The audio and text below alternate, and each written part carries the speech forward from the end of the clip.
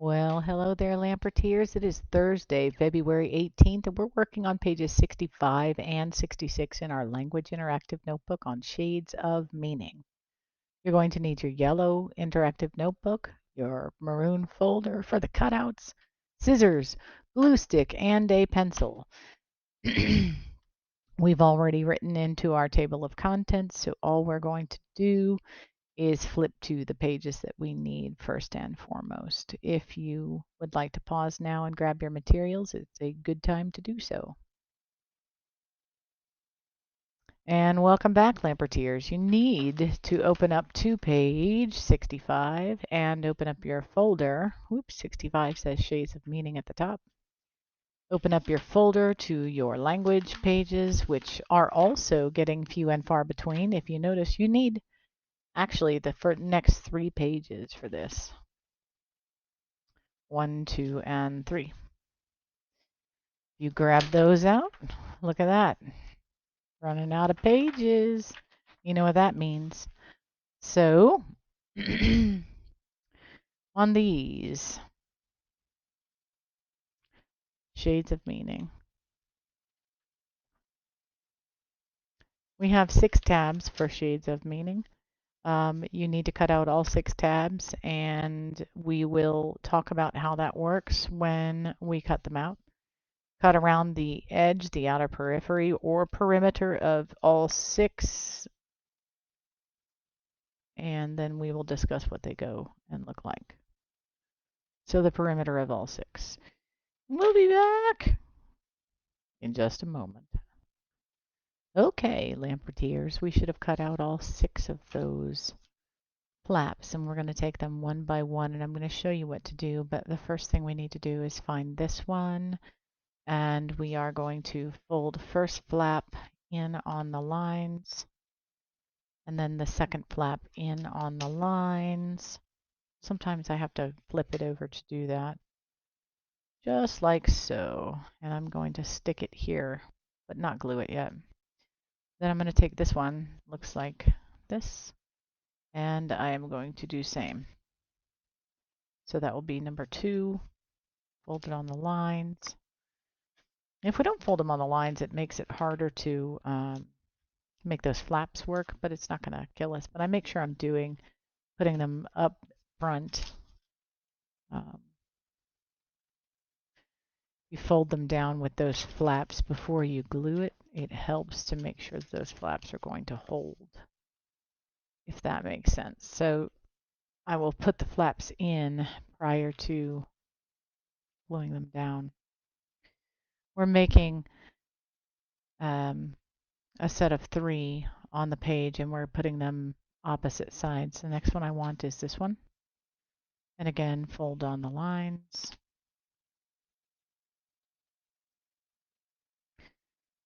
Okay.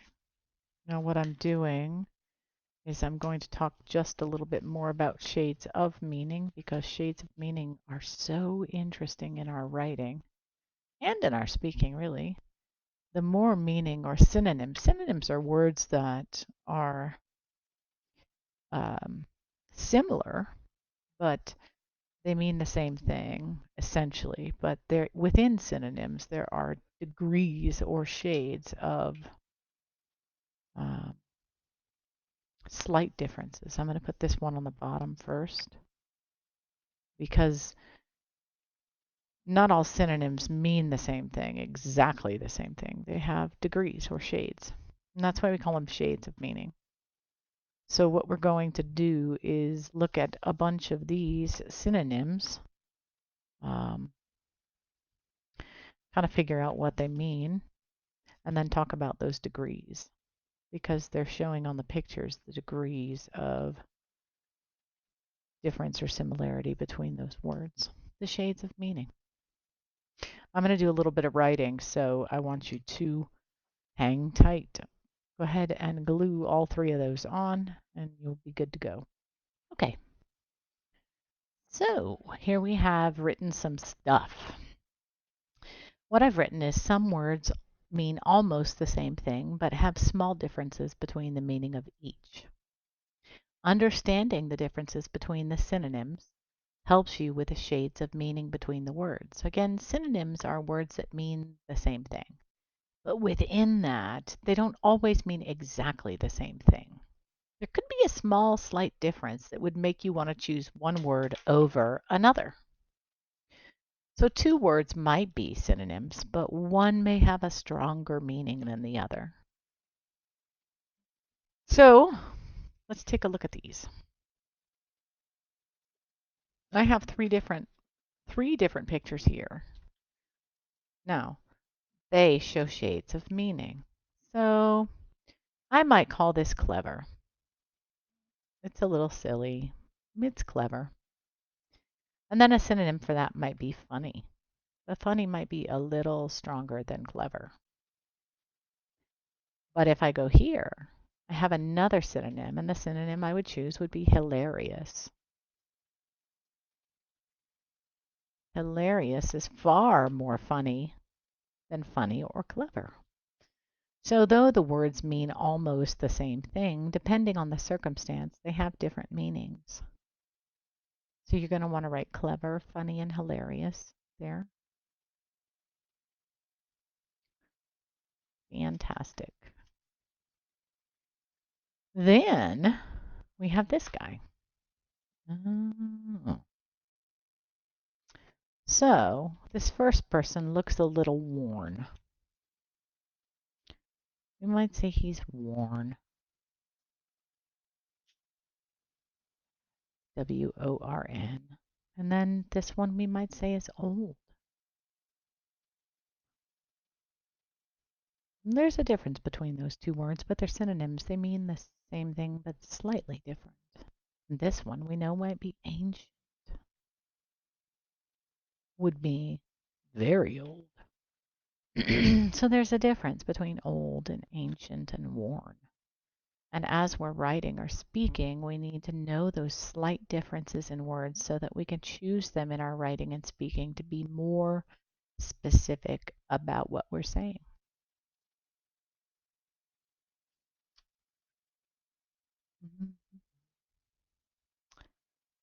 And finally here on the bottom, oh, I like this one.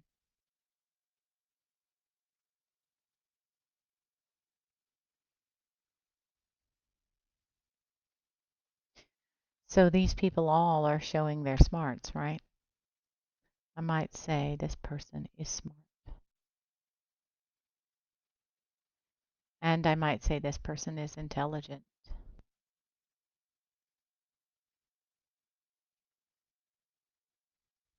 Right? But here, I might say this person is brilliant. Now, they all mean very smart, right? But smart is a little bit different than intelligent. Intelligence a little bit stronger than smart. And brilliant is stronger than intelligent. So depending on when I want to use those words, I choose them based on how specific I want to be. There's slight shades of meaning or differences in meaning.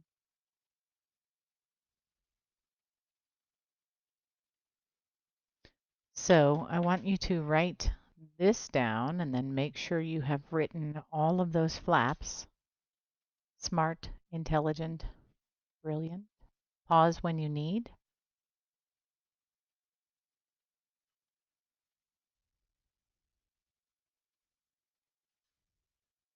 Worn, old, ancient.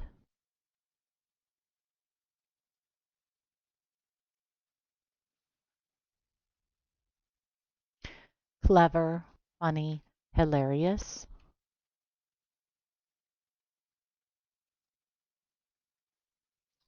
And then finally, you need to pause to write all of the words on the page. Once you've done that, we're going to move to the next page. So go ahead and get that done and paused right now. Okay, I have flipped to the next page and actually glued all of my flaps down and written the words within them to show the shades of meaning so that we could save a little bit of time. I'm going to show you one on one, one by one. This one is this one. My first picture, I've looked at this person and said, wow, this person is slender. meaning they are thin. And then if I look at this guy, whoo, he's a lot more thin than this person, so we would call him skinny. And then if all we see is this, we would say that person is bony. So there are shades of meaning between each of those three words.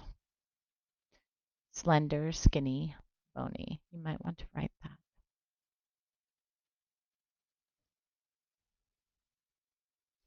The next one. I have 3 different types of cake. And when I look at this cake, I might say, wow, that cake is fancy. But then I might see this one and go, that cake is elegant. But finally, if I see this, I go, oh my gosh, that cake is luxurious. So within words that are synonyms that mean similar things or the same thing, there are little differences that we use in writing and speaking to show how specific we want to be. And then finally, I have unattractive, means not really pleasing to look at. Then we have ugly, and then the next shade would be hideous. That'd be something we're scared to even look at.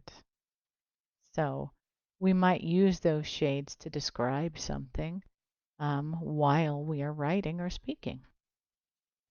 You might want to unattractive, ugly, hideous.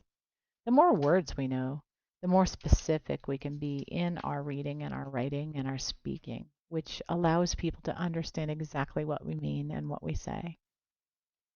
So make sure you grab those, get them done, and send me some pictures, and I'll see you on the flip side, guys.